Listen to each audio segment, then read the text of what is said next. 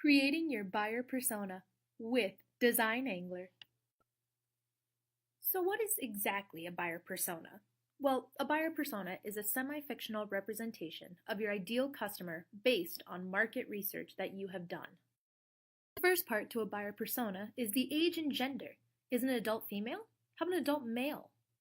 Teenager? It could even be a kid, but for this example, let's take the adult male. We can call him Fred, just for fun.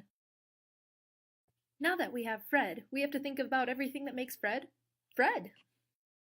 This includes your job, your education, and income. So let's say Fred's job is an office manager.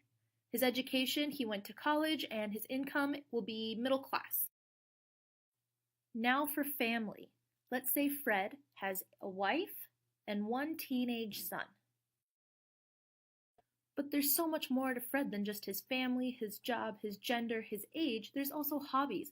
Does he like going outdoors? Does he like playing music? Does he like playing soccer?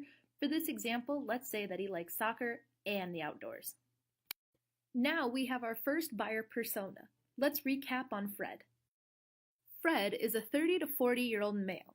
His job is office manager. His education is college. His family, he has one wife and one child, and his hobbies are sports and the outdoors. And that's your buyer persona. Each business will have a different buyer persona, and the more detailed you can be, the better it will become. Thank you so much for watching this video, and click to designangler.com to learn more about buyer persona.